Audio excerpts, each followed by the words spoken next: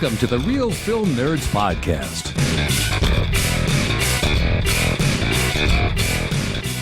How's it going, listener or listeners? Welcome to the Real Film Nerds Podcast. My name is Matt, one of your two hosts that likes to talk about movies and Star Wars and all kinds of other random things that most likely don't pertain to the movie we're reviewing.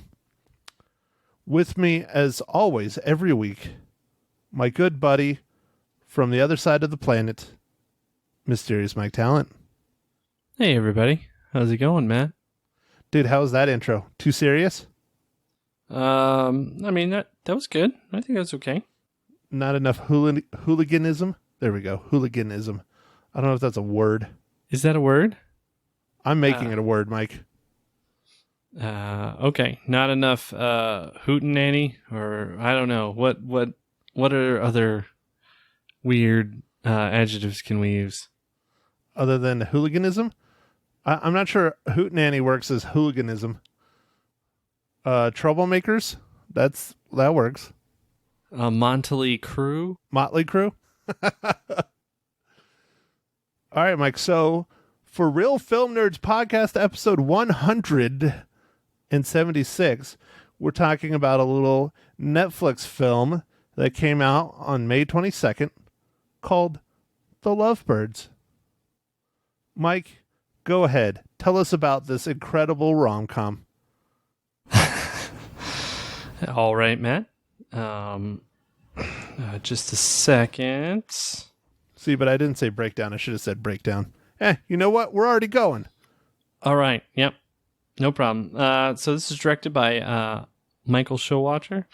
Its writers are Aaron Abrams, Brandon Gale, and Martin Guerrero. It's starring Issa Rae, Kumail Nanjiani, Paul Sparks, Anna Camp. And this is about a couple experiences a defining moment in their relationship when they are unintentionally embroiled in a murder mystery. So, question, Mike. Did you just not take the class in high school where you learn how to pronounce people's names? Dude, I'm terrible. I know you were always really not the best at English, and we're really getting it out of you every week with this podcast, like every week. Yeah, you're lucky I can read. You got Aaron Abrams right, but Issa Rae and Kumail Nanjiani and Brendan Gall, yeah, you messed those ones up a little bit, just a smidge. All right. But it's fine. They're not going to listen to the podcast anyways. And if they do, they need to email us and give us hate mail for not pronouncing their names right, because that would be awesome. I would print that shit out and I would put it on my wall. Oh, that'd be pretty good. I thought I did all right on Kumail Nanjiani. See, but you keep using an M, not an N. Oh, all right. Yep. All right. You're better, but you were doing that last week when we were trying to talk about it. I was even having you say like Nanjiani like a couple times over. Anyways, it's okay. We'll let it slide. Mike. All right. Okay, so here. First impressions. This is a what I would call a typical rom-com. There's some good funny stuff, but it's nothing too crazy on this one. Honestly, there's not much rom in this com. There's a lot of comedy, and then there's murder and mystery and crime, but not a lot of rom. I mean, I don't want to start spoiling things right off the bat, so I'll wait until after we tie Kumail Nanjiani to the Marvel Cinematic Universe for a movie that hasn't come out yet. But we'll worry about that later. No, I liked this movie. I thought it was fun. It was a nice, lighthearted, dark at times, funny, hilarious look at a couple running through New Orleans. Yeah. I guess a couple whose spark is not so bright. Yeah, see, that's why I'm trying not to spoil things. Yes, their intimate spark is dwindling. Yes, there you go. That was good, dude. That was a good description, man. Good job. Oh, but anyways, no, I liked it, man. I like that they shot it. I don't know. I mean, I've never been to New Orleans, so I don't know if they actually shot it there. I assume they did, but I like that we finally get a movie that's not in L.A. or New York for once. That's always nice. I always like to point that out when we have that. Yeah, I think they did shoot it there. There's quite a bit of tax credits. It's kind of like why a lot of things are filmed in Georgia lately and Louisiana is there's quite a bit of tax credits. And, California is so expensive, man. They don't want to film there. They film a lot of stuff in Canada just to avoid paying as much. And New Mexico. Yeah, New Mexico, yeah. I mean, basically anywhere not California, not New York. Yeah. Yeah, I like it. I like that. Just me. I mean, there's a lot of places in this world that you can take your viewers to and still be able to tell stories like this or other stories. Oh, yeah. Yeah, no, I thought it was fine. It's got some interesting parts, funny parts. I guess it's not a spoiler, but I would say I talked about it on the radio this morning. So look for the my radio interview with Lisa Live and Local at the end of the podcast after our outro music. By the way, for those of you who do not know, my favorite part of the film has to be towards the very beginning when they have this huge argument over one of the most insane things ever. I watched it at my house alone, late at night, and I usually don't laugh like audibly out loud when I'm by myself because I just don't. And almost that entire fight when they're battling and, screaming at each other and stuff, I was just rolling. I was laughing so hard. It was just hilarious. Oh, it was about the thing that ends up towards the end of the movie? Right. Yeah. Yeah, gotcha. Yeah. I thought it was just hilarious. I loved it. I thought it was so good. I was a little bit like, what? This is kind of a weird way to start the movie, but it ends up working. But I was a little bit, because I don't know. How do you start a movie? But that's kind of how they started this, They did. I mean, not quite. They had the very beginning part with it was, I don't want to give away too much, but. Well, they hit the fast forward button on their relationship, basically. Is how they started the movie. It shows them meeting, and then it's fast forward, hard fast forward. I guess it was needed. I mean, I don't know if you 100% needed it. You probably could have done the movie without it. Yeah. But anyways, it doesn't matter. One that caught me off guard though is the introduction into the murder and mystery part. That one really kind of caught me off guard. It really did kind of come out of nowhere. Oh, yeah, no, I didn't. I'd seen the trailers for this, but I did not expect how things went down. So, I knew some of the stuff that kind of went down because they give away kind of a lot in the trailer. But typical. How it was actually ordered and what the circumstances were a little bit different. So, that was interesting. And then everything that precluded, I guess they they showed some stuff, but I'm glad that I didn't know a lot about how the things were ordered or all the circumstance this is behind them. So that made the movie a little bit better, because sometimes they give you the whole movie in 90 seconds. You're like, oh wow, that movie was all right. Yeah, we've done that before. we've had a handful of those films, haven't we, Mike? Yeah, unfortunately, quite a few.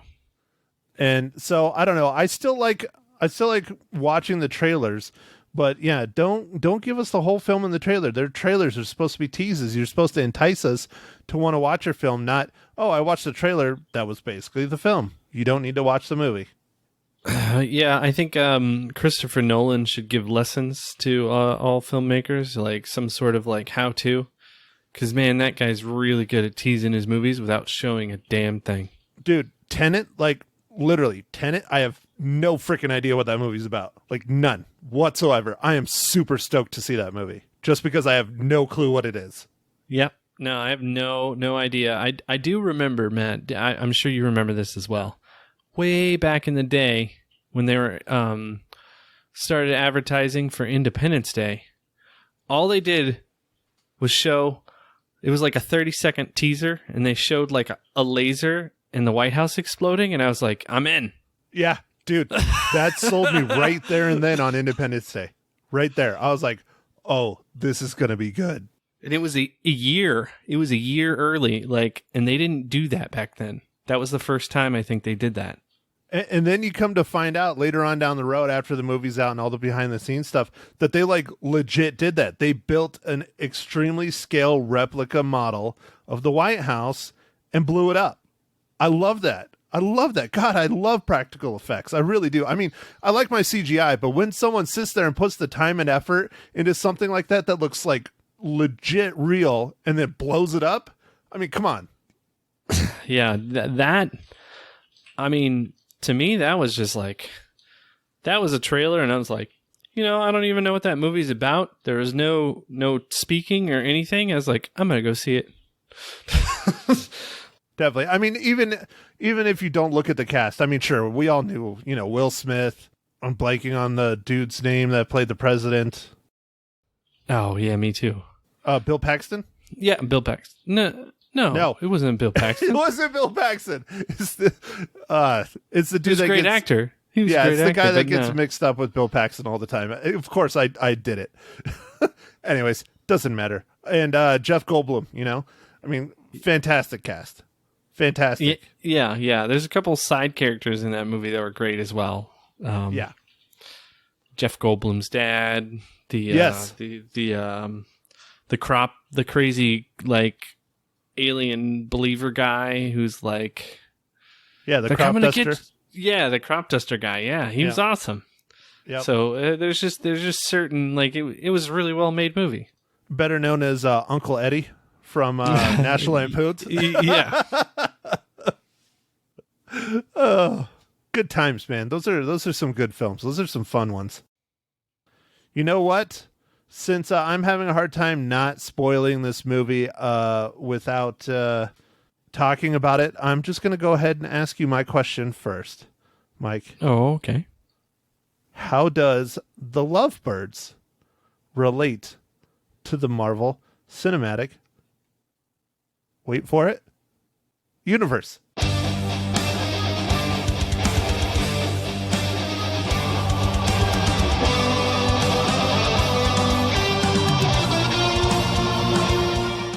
Thanks for asking, Matt. So I heard you were teasing, Matt, that Kumail Nanjiani Yes! Success!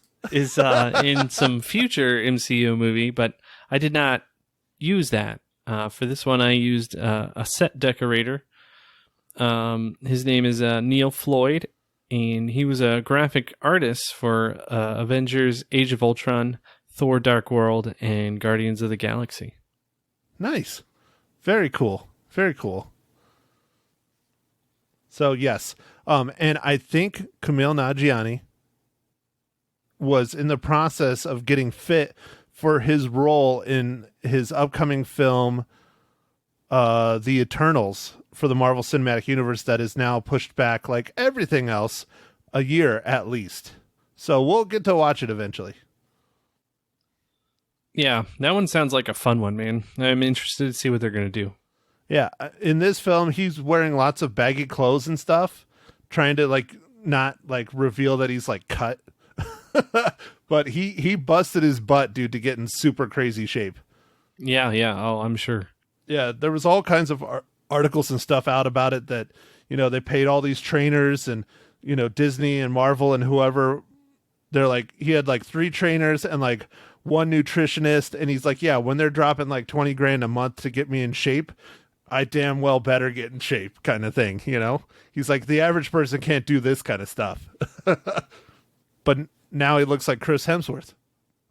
Yeah, man. I mean, all you need is 20 grand a month. I mean, come on, America. What the fuck? Right. I'm the other way. I have $20 a month. So that means I have the body of Thor in Avengers Endgame? Endgame. Yeah. Yeah. Fat Thor? Hey, It's the dude Thor. Oh yeah, it is the dude Thor. Well, what did they call him? Did they call him Bro Thor or something like that? But he's not really a bro. No, I think they called it I think a lot of people Just called him Fat Thor. call him Fat Thor or the dude Thor. Yeah, I think that's what it is. So Matt, I'll help you get to the spoiling. I need to ask you a question. What are you drinking, sir?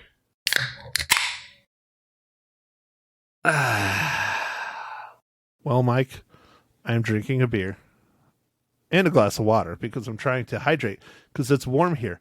Not as warm as probably your neck of the woods, but I think we got in the 90s today with 6% humidity because, Arizona's burning to the ground with our 12,000 wildfires.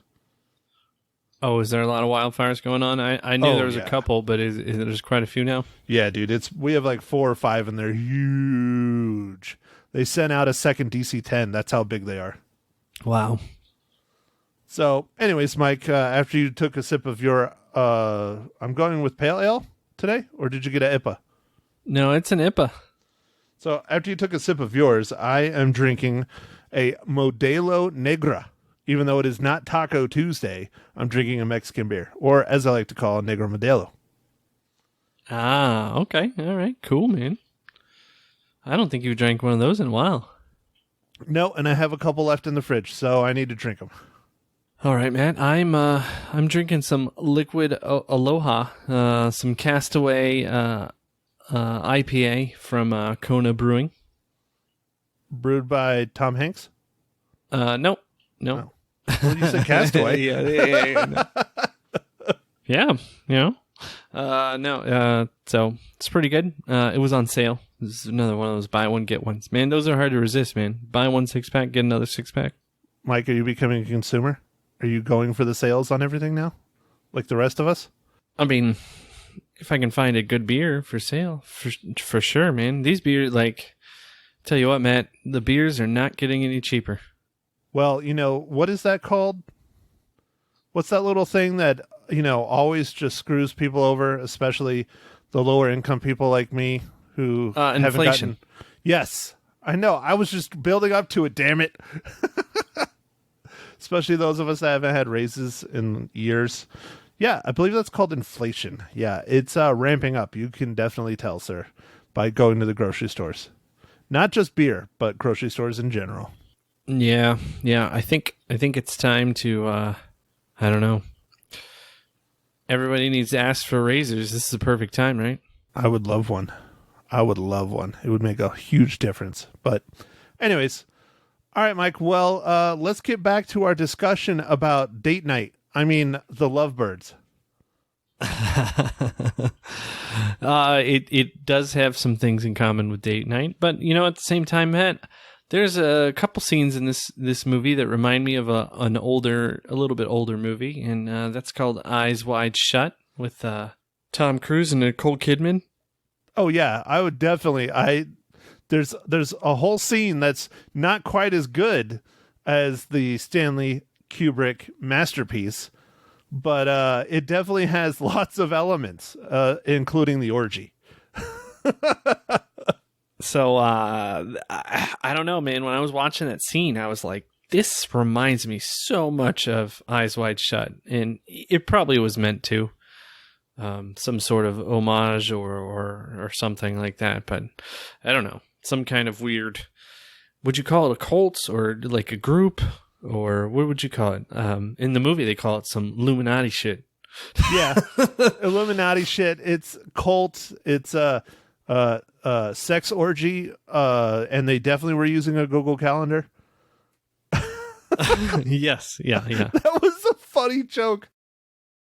They're like, no, I'm sure they use Google Calendar or something for orgies. It's like, well, when you have 5 or 6 guys, he's like, no, that's not an orgy. That's a gangbang. The some of the commentary, I'm like, if I put myself in that situation, I was like, I don't think I'd be talking about it quite like this with all these people around me. Oh, that's what makes it so much better. Because you just freak people out. Yeah. Oh, all right.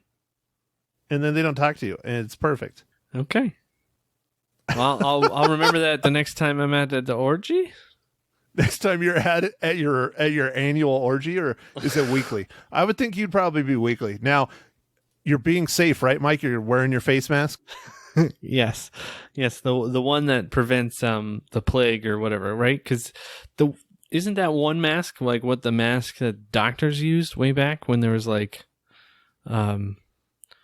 plague or The Black some Death? sort of Yeah. some sort of infectious disease. The Black Death. Yeah, that's the plague mask. And you can get one of those from one of my favorite bands because their most recent album is almost entirely about the plague.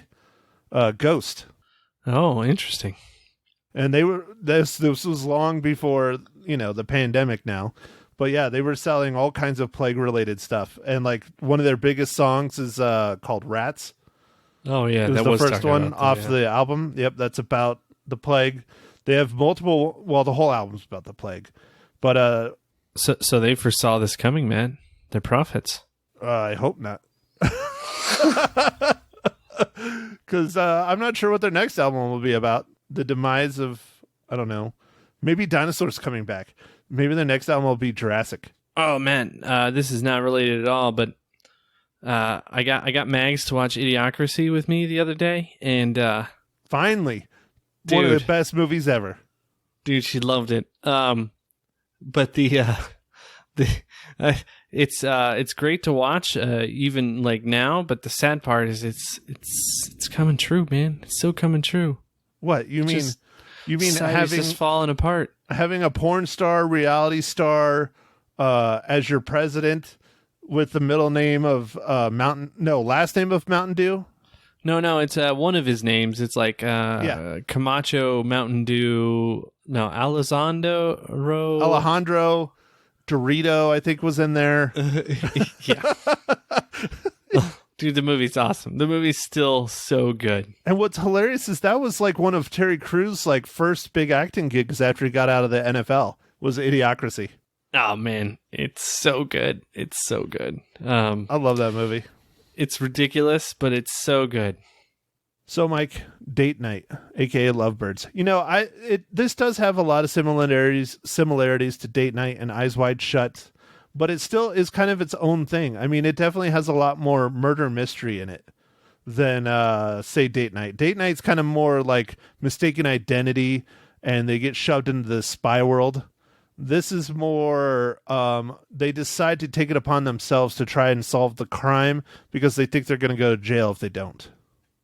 Yeah, for reasons unknown, they just decided to. I mean, you see in the movie, but like they make some decisions, maybe some short-sighted decisions, and drives them towards this path of like we have to clear our names, and so then they start getting involved, and then stuff just gets weirder and weirder. Like the horse kick bacon grease scene is very odd, Dude. That was very, very strange. I thought that was a kind of a strange part. I mean, so the movie's got some stuff in it, but like I felt that was kind of out of place. I don't know if that was as necessary. I mean, it did lead to some of the story of like, you want to see me get knocked out and like different things that allowed him to further along some of the plot, but I felt like they could have handled that differently. I enjoyed the weird sex culty thing because that was kind of funny, like you said, like that it lent itself to a lot of like different humor and stuff. So that was, I felt like that scene worked better. Everyone's sitting there silent and they're having a conversation, and they all hear it. They all can tell that they're like not supposed to be there. Everybody else is just like stone cold silent, and they're talking about like the people getting it on like down on the floor in front of them, and then the bacon grease scene has lots of foreshadowing in it for that scene because like he's wearing, like the senator comes in wearing one of the plague masks, and then they reveal that he's a senator and he's like an important person and all that stuff.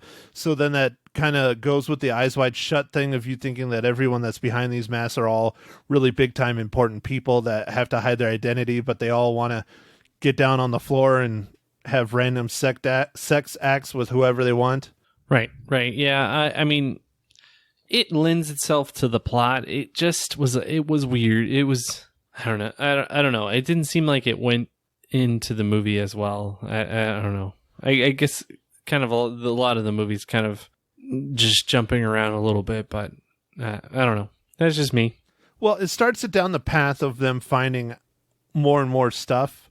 Like they find her who has the photos, then they find the frat boys. The frat boys, right? That were mailing the photos out and all that stuff. And like they had the piece of paper that had the address on it at the place with the bacon grease. That was weird. It would have just been in his phone, but again, they didn't open the phone until even after going to his house. I don't know. It gets kind of strange at points, but yeah, I mean, it works. It works. The climax was a little anticlimactic, I guess you would say. I really didn't, I mean, it was predictable who the murderer was, but like how it ended was kind of like not super awesome or great. It was just like, okay. Yeah, I actually felt like the movie was ending at the police station. Yeah. And then it kind of kept going. I can see that. Yeah. And then there was, I mean, so then there's the one thing that happens. You're like, oh, okay, now it's over. And then it kept going one more time. But it was kind of funny because, that first conversation, Matt, that you were talking about in the beginning of the movie that you really loved. Kind of the like Amazing Race. Yeah. Yeah, that starts happening. And I was like, okay, that's kind of funny. I think they just threw that in there for laughs at the very end. Yeah. Yeah. But, and then they have to get on horses, which, it really just makes it come around full circle with the bacon and the horse scene. But anyway, like he's not getting on that horse. He's going to lose the Amazing Race. But that was like one of the most absurd fights. And they were legitimately fighting about the Amazing Race and if they would win it or not. And I love how, like, one of my favorite lines, being in the world of journalism and all that stuff and photography, was how he's working on a documentary and she's like, well, documentaries are just like reality TV. He's like, no, documentaries are real. Reality TV is not. Yeah, it was funny. And then she's like, well, have you seen it? He's like, no, but I know enough that I wouldn't like it. Right. He hasn't even seen the damn show and he's arguing that they would never win it. It was kind of funny. Dude, it was really good. I like that. I thought that was a really good part. So, all right, Michael, we have now gone full circle because I talked about the argument to start and talked about it to end. Well, all right. Matt, do you have anything in mind for next week? Oh, I already have the one picked out that I want to watch next week. And clearly you don't pay attention to the news, Mike, because I'm very excited. Very excited. Next week, I already announced it on the radio. We are going to watch Eurovision Song Contest, the story of Fire Saga.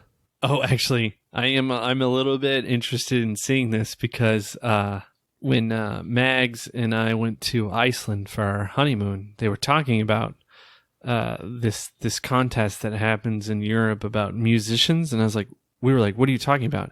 And like the people explained it to us for like an hour. Because we were on like this tour bus and we had time, and it's this huge thing that they do in Europe like every year where all the countries compete and stuff. And so this Will Ferrell parody looks awesome. Yeah, it looks hilarious, and it comes out. We're doing 2 back-to-back. I know. I'm sorry, but we got to get our films where we can get them.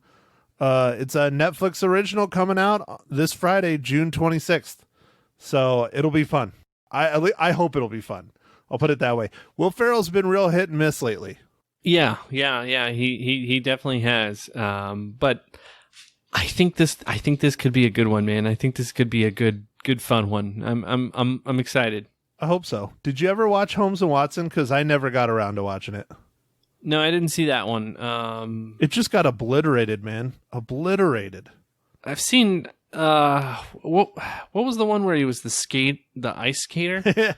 Blades of Glory. Yeah. Oh, Blades of Glory. It was ridiculous, but I loved it. I did it's ridiculous, but I loved it. Blades of Glory was on the downslide of peak Ferrell, but it still was pretty good. Blades of Glory with, Jenna Fisher from The Office. And Napoleon Dynamite, I'm forgetting the actor's name. I'm forgetting it right now too. But yeah, I enjoyed that movie quite a bit. Yeah, it was hilarious. Well, and this one has Rachel McAdams, and she was amazing in Wedding Crashers and really good in Game Night. Yeah, no, I think she's got some comedy chops. She I think she knows what's funny and what isn't, and she's got timing. So I think this will be fun. And it's directed by David Dobkin, the director of Wedding Crashers. Ooh, that could be good. Wedding Crashers was fantastic. And then it also has, fun little names like Pierce Brosnan in it.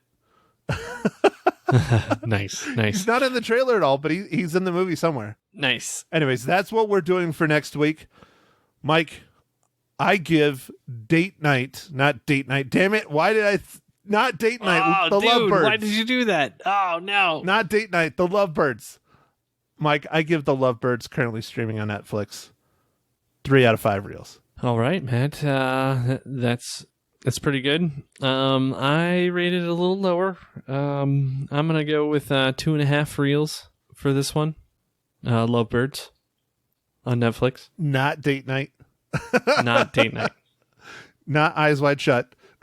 Not Eyes Wide Shut. Not Idiocracy. Not Idiocracy. Nope.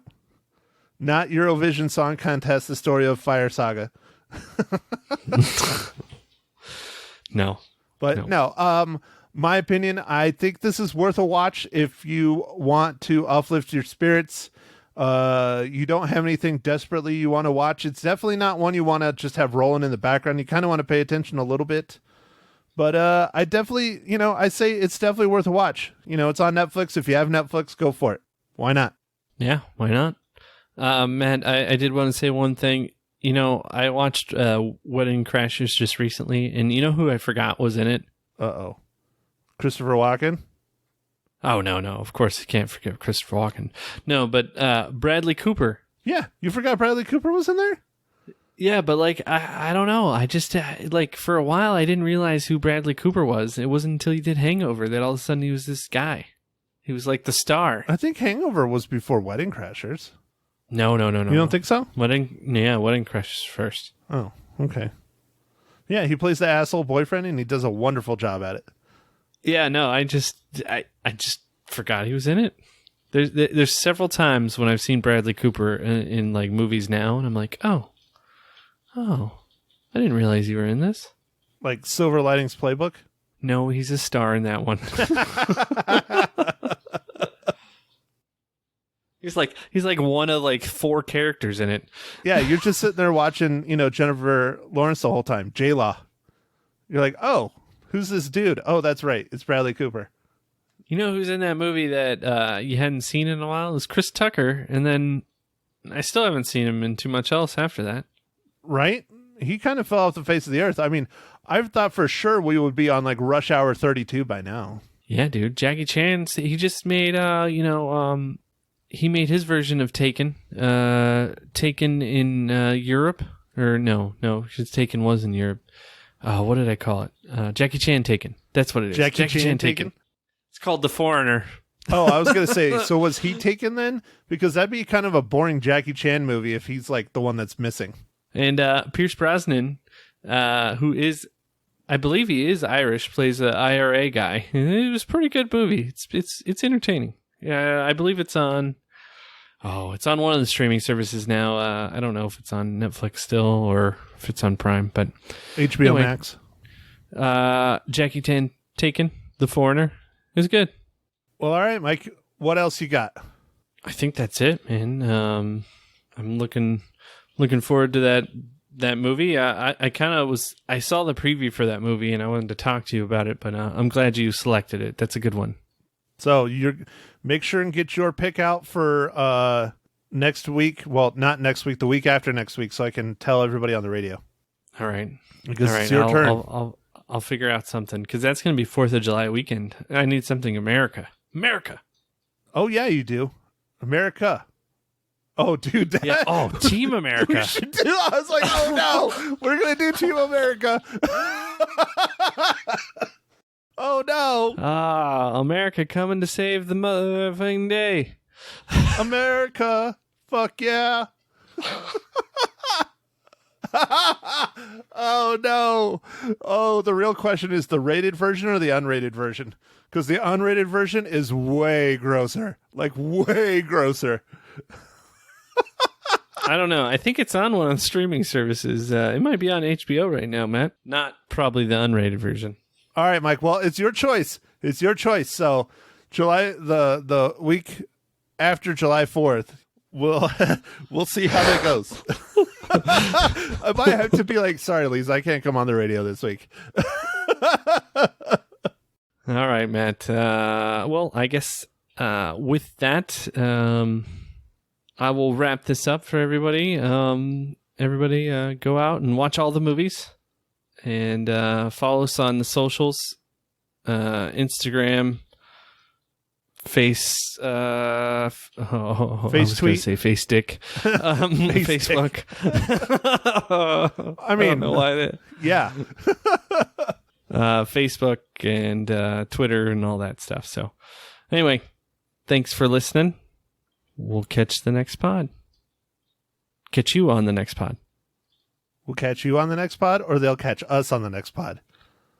Oh, yes. They'll catch us on the next pod. My bad. And go out and watch as many movies as you possibly can, right? Yes. That's your new tagline. Yes, do it. Yeah. As many movies as you possibly can. You got nothing going on. There's a pandemic. Thanks, everybody. Thank you for listening to The Real Film Nerds. Now, don't forget to follow us on Facebook, Twitter, and Instagram at Real Film Nerds. Now, go out and catch a movie.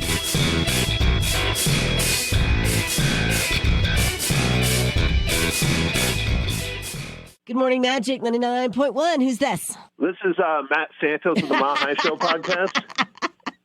I was so hoping Matt Santos would call me this morning, Matt. That was so funny. You know what's so funny? I just read Matt Santos's post on Facebook, and it just came out. I'm so sorry. You know I was looking forward to chatting with Matt Hinshaw from the Real Film Nerds podcast, right? Honestly, do you know how many times we get mixed up? It's like more than you would imagine, because it doesn't help. We both have podcasts. We're both photographers. Right. And we've both been in the community for a long time, Exactly. so it doesn't help. Okay, good. Well, thank you for understanding. How's it going there, Always. Maddie?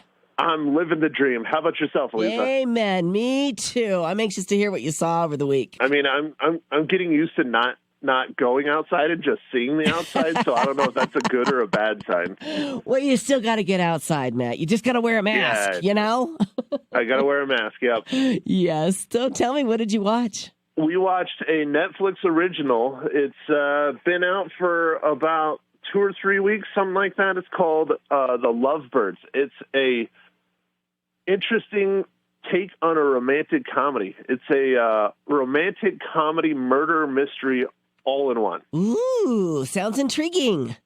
Yeah, and it stars Kumail, Nanjiani, and Issa Rae. And it was okay. It was fun. I have to say, one of my favorite parts is in the first probably half hour of the film. They have a couple fight that is one of the most hilarious couple fights I've ever witnessed in my entire life. The things they were arguing about were just hilarious. Really? Yeah. I thought that was like probably one of my favorite parts of the movie. Now, the murder mystery is fun. I don't want to ruin how they get into it and everything, but they're just having a normal date night, getting ready to go over to a party, and they get wrapped up into something out of the middle of nowhere, and it takes over their lives for the rest of the night, and they think the cops are after them, and they're trying to avoid the police while they're trying to solve this murder at the same time, because they're like, well, if we solve it, we won't go to jail. And oh my gosh. It sounds like fun. It was really quite a lot of fun. It was a nice uplifting movie for right now with everything crashing down around us. It was something to bring a little levity back. Okay, so, fair enough. How many reels are you going to give it out of 5? It wasn't the greatest thing in the world, but like I said, I did have a lot of fun. I give it just an average score. I give it a 3 out of 5 reels. 3 out of 5 reels. Well, you're right there with Rotten Tomatoes. They gave it 66% on the tomato meter. Yeah, So yeah, it's not, like I said, it's a lot of fun. It's well worth a watch if you're looking for something and you need a little laughs, and you're okay with there's not a whole lot of romanticism in it. Right. There's a little bit, but not a ton. So, Right. But it still is romantic comedy too. Well, and that's what disappointed you, because you wanted more romance, less comedy, right? Of course. Take the comedy out. I want all the romance. I need to feel something. I need to cry. I feel feel better when I cry. You're so funny. You're so funny. All right. So do you guys know what you're going to be watching and reviewing next week? What I want to do, and I don't know if it's going to happen, I think it is my week to pick, because me and my co-host Mike flip-flop on who picks which movie. Yeah. Will Ferrell is coming out with a new movie on Netflix this Friday. Oh. It's called Eurovision Song Contest: The Story of Fire Saga. And the trailer dropped for it yesterday or Friday, I think, or something, and it is just absolutely absurd. Oh, it's got to be. If it's Will Ferrell, I mean, he just makes you belly laugh, don't you think? Yeah. I love Will Ferrell. He's one of my favorites. He's one of my favorites, too. All right, Matt Hinshaw from the Real Film Nerds podcast. Thanks for chatting with me this morning. Thanks, Lisa.